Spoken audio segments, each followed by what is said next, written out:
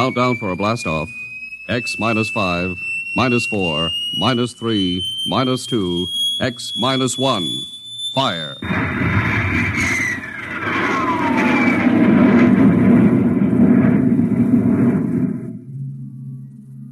From the far horizons of the unknown come transcribed tales of new dimensions in time and space. These are stories of the future, adventures in which you'll live in 1,000,000 could-be years on 1,000 maybe worlds. The National Broadcasting Company presents X minus 1.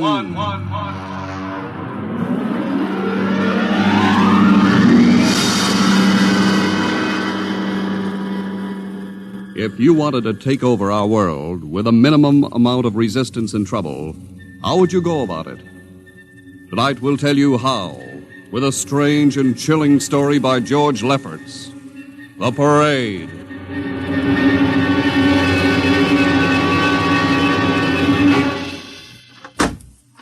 You are Mr. Sid Ryan. The same. My name is Luchar. I am a Martian. Pleased to meet you, Mr. What was that again? A Martian? As in Orson Welles? Precisely. I'm a Rotarian myself. Sit down. Thank you. Now that we've had our little joke, Mr. Luchar, what can Publicity Associates do for you? I am interested in obtaining publicity. It has been my observation that advertising and publicity are the very backbone of earthly civilization. Spoken like a true Martian, Mr. Luchar. Now, if you'll tell me the name of the client. The client, of course, will be the Martians. You don't give up, do you? Give up? The gag, I mean. Oliver!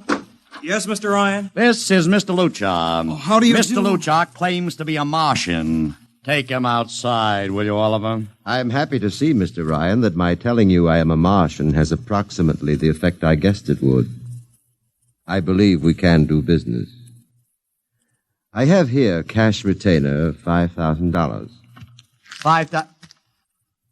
Oliver, take a look at that wad of lettuce. It's the real stuff, Mr. Ryan. And my client is prepared to spend many times that amount. Sit down, Mr. Luchar. Oliver, get the client a cigar, the 50-cent box. Yes, sir. Thank you. Well, now, what can I do for you, sir? I wish you to manage a publicity campaign. A very large and important campaign. Is the product established, or is it something brand new? Something quite new. Now, what would you judge the most effective type of campaign? Well, if the client has a lot of dough to throw around, a suspense campaign is best. First, you place ads in the paper saying, "Watch this space." Then about a week later, you run an ad saying XYZ or PDQ, and you get people guessing what it means. Then finally, when you've teased them enough, you bust loose and unveil the product. Excellent. We will conduct a suspense campaign. Of course, in this kind of campaign, secrecy is very important. Once the name of the product leaks out, it spreads like wildfire, and the whole campaign is kerfloppo. Quite so, quite so. The utmost secrecy. You realize, of course, these things cost like crazy. Would, say, $1 million cover expense? Come again? I said, would $1 million cover it? Why, yes, I am at... You did say, $1 million. I understood that you have handled some very large accounts. Of course, if this is too big... No, not at all, not at all. As a matter of fact, I seldom touch anything less. Right, Oliver? Huh? Oh, of course. That's right, Mr. Ryan. Absolutely right. Yes, sir. You will begin, then, by saturating the newspapers, the radio, the streetcars with a very simple statement. What's that? I will write it on a card. Here you are. The Martians are coming. Say, that's not a bad teaser. Got that, Oliver? Yes, sir. The next ad will read, June 1st is Martian Day. June 1st is Martian Day. What happens on June 1st? The parade takes place. What parade? I wish you to arrange a parade up Fifth Avenue. You mean like the Macy Parade? Exactly. Except that the theme will be the world of tomorrow, the Martian world. My client would like it to be a gay affair. Balloons, clowns, pennants, pretty drum majorettes. Say, that sounds terrific. I might be able to interest the department stores in a tie-in. Fine. The parade will climax the campaign. On June 1st, the product will be unveiled. Good enough. By the way, Mr. Luchar, just what is the product? What are we selling? Oh, no, Mr. Ryan. Secrecy, remember? Yeah, but after all... Mr. Ryan, all will be revealed to you in good time. For the moment, let us say that we are selling a concept. A concept? The concept of invasion from Mars.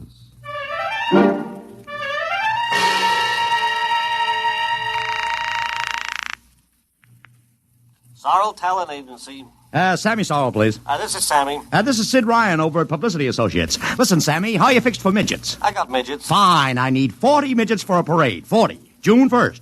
And listen, Sammy, I want them dressed in little spacesuits. In little... You know, like men from Mars. Mars. Okay? And I want some movie extras, maybe 50 of them. 50. Also rigged up like men from Mars. Make them look gruesome. Got that? Gruesome. Also, I need some horses with pretty girls on top of them.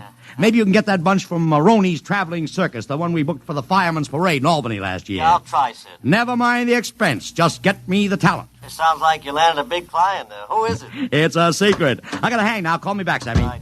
How you doing, Oliver? Oh, fine, Mr. Ryan, just fine. I got 100 small boys pasting little stickers. The Martians are coming on the subway platforms. Good. We got full-page ads in all the dailies. Good. And 10-second spot announcements on every local station. Good. It's costing a fortune. Good. The more it costs, the bigger our percentage. Spend like you were going to the electric chair, Oliver. Yes, sir. How are you making out in the parade? If it comes off, it'll be the biggest thing since Barnum invented the midget. I've got Macy's, gimbals, and sacks to contribute floats. Everything is built around the Martian theme, see? Even the horses will have long feelers attached to them and funny-looking extra legs. It'll be sensational. That sounds fine, only... Only what? Mr. Ryan, we don't even know what we're selling. Oliver, my boy, do you think old Sid Ryan has been sitting here spending all this moolah and not putting two and two together? You mean you know who Luchar represents? Just by accident, understand? I have learned that Century Pictures is making a big new epic. One of those expensive pictures they make in secret and then spring on the public because they don't want the other studios to get the jump on them. What's the picture? A space opera titled Invasion from Mars, get it? Oh, I begin to see. Also, by mere coincidence, it's supposed to have its premiere sometime around June 1st. You follow me? Yes, but Mr. Ryan, Century has an exclusive contract with New Feature Syndicate for all their publicity. Suppose Century Pictures doesn't like the way New Features is handling their stuff. They want to get out of the contract, but New Feature says no, so they have to get around the contract. A man named Luchar, client unknown, starts publicizing the Martian invasion. Need I go further? Oh, I don't know, Mr. Ryan. Sounds pretty far-fetched to me, but I don't know. That's what I like about you, Oliver. You're so innocent.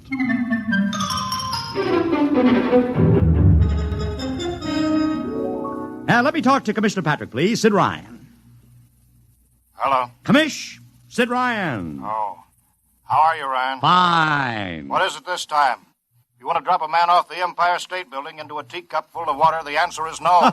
Also, we're not arresting any fan dancers. You know I don't handle fan dances. I want a permit for a parade. June 1st, 5th Avenue. It's a Sunday. There's no traffic. Now, look, Ryan, Macy's gets a permit. Gimbals gets a permit. The American Legion gets a permit. The Sons of Erin march every time Morton Downey sings the Wearing of the Green. Oh, don't give me a hard time, Patrick. This is too big. I have the 5th Avenue Merchants Association behind me. Okay, Ryan. Fill out the forms. I'll pass them along to the license commissioner. That's my boy. By the way, what's the occasion for this parade? Oh, don't you read the papers, Patrick? June 1st is Martian Day.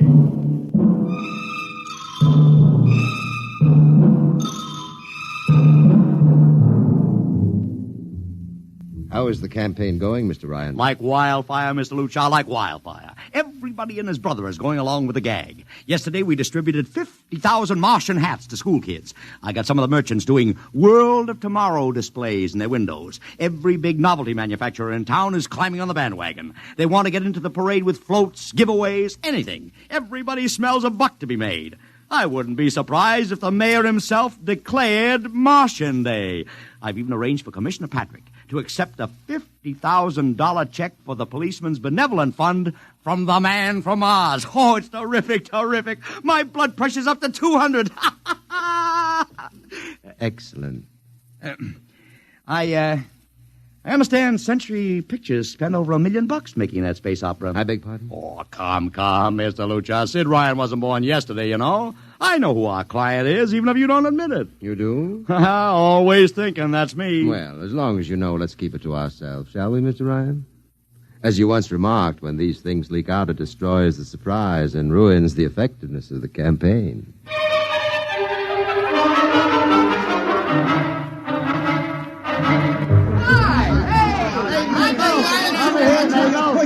Ladies and gentlemen, this is Ken Daly speaking to you from our portable transmitter atop the reviewing stand for the much-heralded Martian Parade on Fifth Avenue. It's a beautiful sunlit day here in New York, a perfect day for a parade, and the streets are packed with thousands of spectators all eager to find out what this is all about. There's an air of shrill expectancy. Some of the kids and their parents have been camped on the curbstone since early this morning to be sure of ringside seats when the so-called Martians pass by. I've just had word from Sol Brown up at Central Park Mall that the Martians have landed from big pink balloons. And now, while we're waiting for the arrival of the parade, we brought some people up to our microphone to tell you their reactions to this most spectacular of all publicity stunts. That's right, come on. What's your name, madam? Miss Ada Shackley. A little louder, please. Miss Ada Shackley. And where are you from, Mrs. Shackley? Columbus, Ohio. I see. And I see you have your family with you, too. Two little curly-headed blonde boys.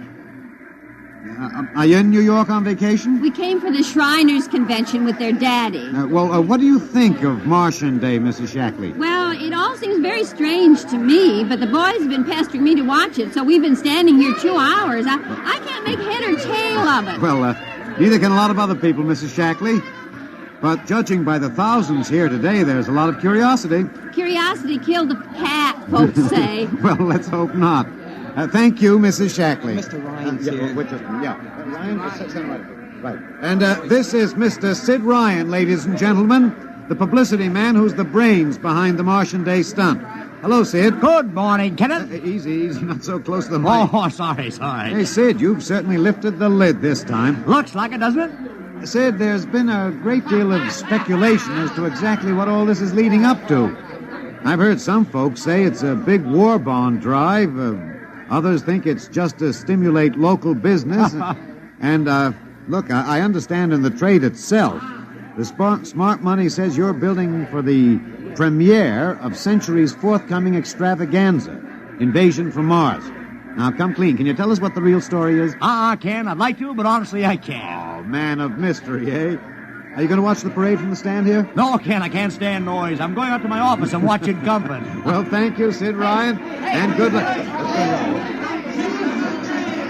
And here they come, ladies and gentlemen. The first units of the big Martian parade, swinging down Fifth Avenue with fanfare, colored streamers, music, confetti, floats, all the trappings of a Mardi Gras. And here in the vanguard is a whole troop of little midgets in weird-looking pink and blue spacesuits, carrying Rube Goldberg weapons with signs painted on them. Let's see, I can read one which says, Atomic Blaster. Another one has a placard reading, We're Martian through Georgia. And here come the clowns, laughing and falling all over each other. They're giving free sugar candy to the kids along the way. Yes, ladies and gentlemen, this is a happy, laughing crowd along Fifth Avenue today. A true reflection of the great sense of humor and good nature that makes America the place it is.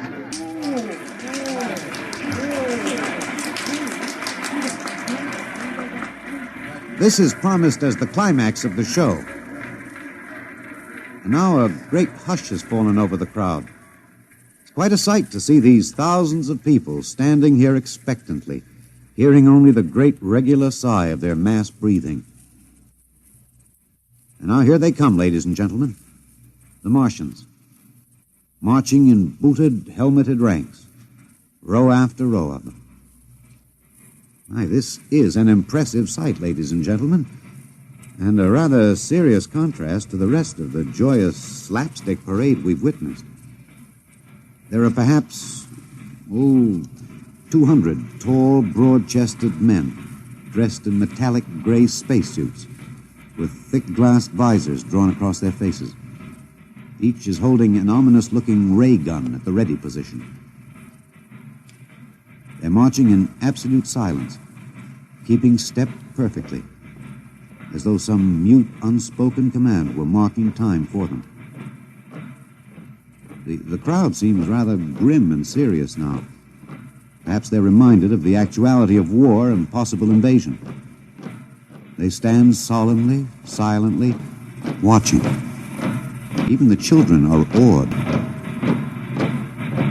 And now the first ranks of the Martians are moving past us down Fifth Avenue toward the reviewing stands at the square.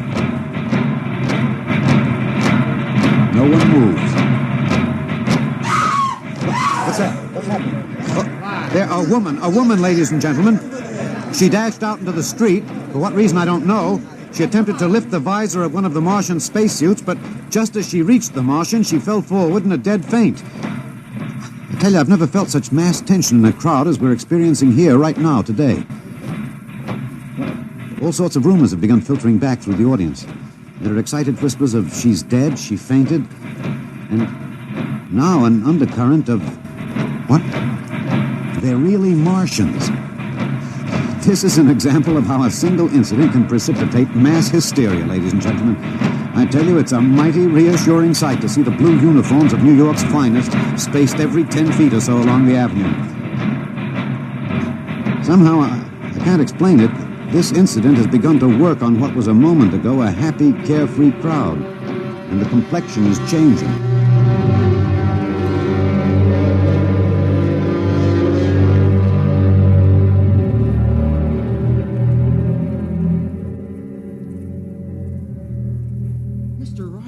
Did you see that? A woman fainted. Of course I saw it. What do you suppose she saw? Oliver, old man, did I ever tell you were too naive for this business? But that young woman ran out into the streets to get a close look at the Martians, and then she screamed and fainted dead away. I'm well aware of that, Oliver, since I paid her $50 to do it. What? The dramatic moment, Oliver, the stock and trade of the good publicity, man. Relax. Holy smokes, you sure think of everything. Yeah, for my share of this deal, roughly $100,000, I can afford to think of everything. Shut the window. Don't you want to see the finish? We'll go down to the reviewing stand for the finish. Right now, I want to make a phone call.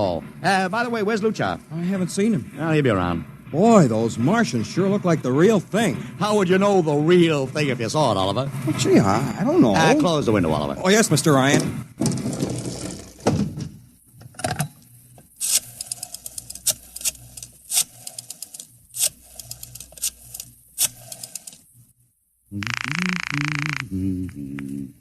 Sorrel's Talent Agency. Sammy, this is Sid Ryan. Say, listen, Sid, I was going to call you. I'm awful sorry about those Martians. What do you mean, sorry? They're terrific. No, don't joke, Sid. I mean it. Well, I mean it, too. They're great, great.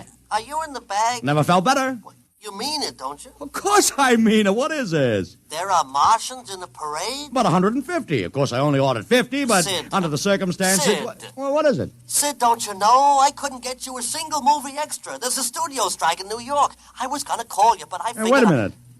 Where'd these guys come from if you didn't hire them? I don't know. Maybe Oliver... Oh, hold on. Oliver? Yes, Mr. Ryan? Did you hire those Martians? No, sir, Sammy, this is on the level, isn't it? Honest, Sid, Okay, Sammy, I'll call you back. What's the matter, Mr. Ryan? I don't know. I just don't know. I've got to locate Lucha. What's Century Pictures number? Mr. Ryan, this is Sunday. Oh, yeah. Well, get me their publicity director, Marty Sanford, at home. Oh, yes, sir. Yeah.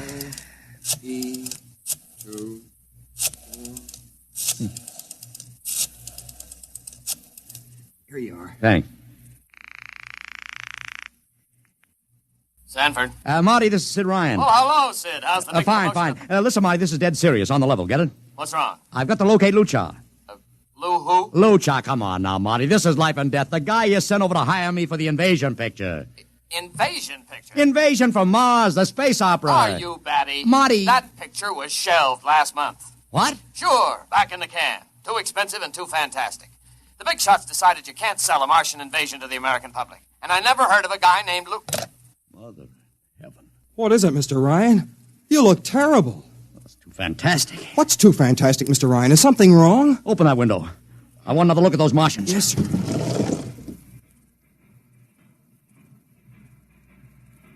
Look at them. Oliver, you were in the Army. Could 150 movie extras learn to march like that in, say, 24 hours? Not in 24 days, Mr. Ryan. Not a second's hesitation. Not one other step. Look at the way they carry those ray guns at the ready. The only other time I've seen troops march like that was in a film of the Nazi storm troops marching through the streets of Paris. See those chests on them? That's pride. Sheer, arrogant pride. Look at those chins. That's contempt. Nobody could act like that. Mr. Ryan! Oliver, get down there. Find that woman who fainted. Her name's Gloria Montex. Get her up here. Make it fast.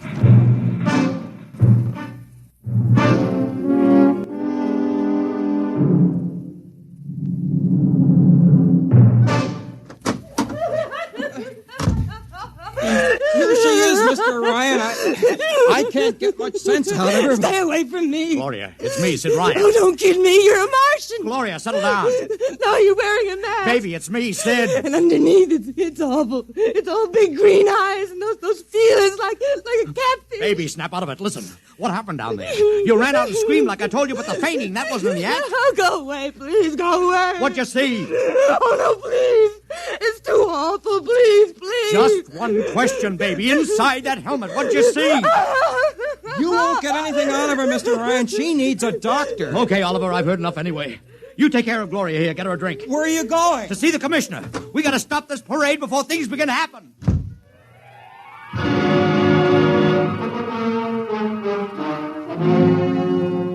Okay, Ryan, what's the beef? Listen, Patrick, I don't know what it is, see, but something's wrong. You gotta stop that parade. I suppose you'd like the riot squad. That would get you a front-page spread on every paper in town. Honest, you publicity guys give me a pay. This may be a matter of life and death. Oh, sure. Look, Ryan, I've got no time for your cheap publicity gags. I'm a busy man. Listen, I'm trying to tell you I don't know where these Martians came from, who they are, anything about them. All I want you to do is stop the parade and make sure they're on the level. Ryan, I'm wise to your tricks. If you let the sergeant show you out... You won't do it, huh?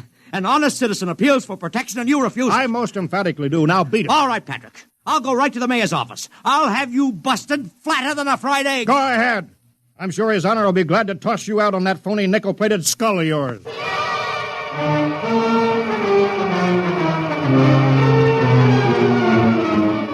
You heard me, Ryan. You cannot see the mayor. Adolf, please. This isn't a gag. I don't want publicity. All I want to do is maybe prevent something horrible from happening. In case you don't know it, wise guy, something horrible is already happening. A couple hundred little kids are in the hospital with ptomaine poisoning from that phony Martian candy you passed out. Or didn't you know? I didn't. We've got to stop that parade. Sure you'd like nothing better than to start a panic now.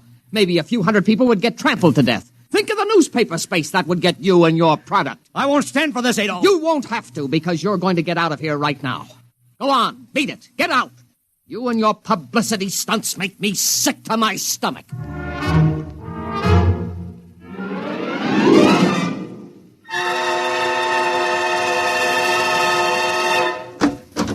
Oliver!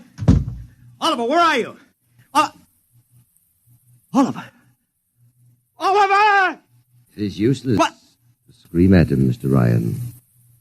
Your friend is quite dead. Lucha. He wanted to run to the police with some story about a Martian invasion. I found it necessary to restrain him. Restrain him, you stinking murderer. Now, Mr. Ryan, collect yourself. After all our planning, it wouldn't do to have everything spoiled, now would it? Lucha, start talking and talk fast, because when you get through, I'm going to take you apart piece by piece. What's this all about? But surely you know, Mr. Ryan, after all, you've been publicizing it for months. Listen, you... Please, do not interrupt. You see, before colonizing your planet, we Martians sent advanced scouts to study your habits, your weaknesses. We found that the people on Earth are predominantly conditioned by advertising and publicity, and so we conceived the idea of treating our entire invasion as a vast publicity stunt. Clever, huh? After all, Mr. Ryan, who would suspect an invader who advertised his invasion in the newspaper, invited the public to his surprise attack, and spent millions publicizing his plans? Holy jumping catfish. You've done very well. Then There was no product. Ah, but there is a product. The product is death. What are you trying to do, Lucha? We Martians are a humane people, Mr. Ryan. We do not like to destroy thousands where a few hundreds would suffice. In exactly 2 minutes, our troops will treat the world to a spectacle of death, which will bring the rest of your planet to its knees in horror. Nations will clamor to surrender. Perhaps, Mr. Lucha, but not if I can help it. You...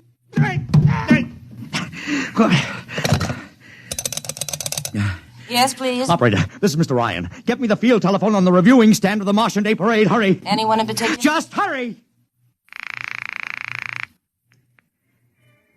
Reviewing stand, Sergeant Cassidy. Get me Commissioner Patrick. Hello. Hello.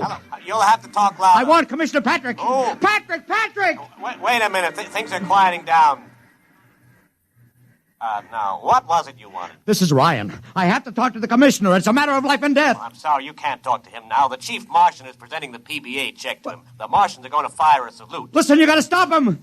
What? Stop him! I'm sorry, Mr. Ryan. You idiot! The works is going up!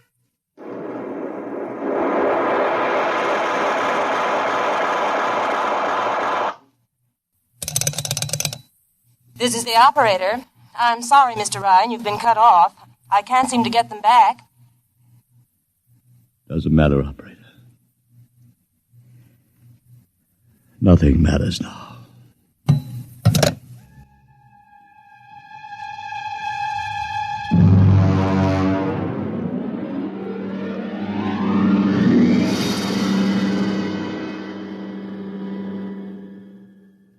Tonight, X-1 has brought you The Parade, an original story written by George Lefferts.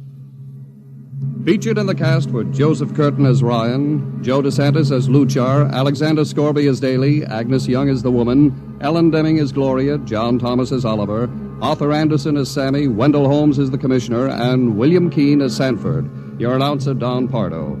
X-1 was directed by Fred Way and is a transcribed NBC Radio Network production.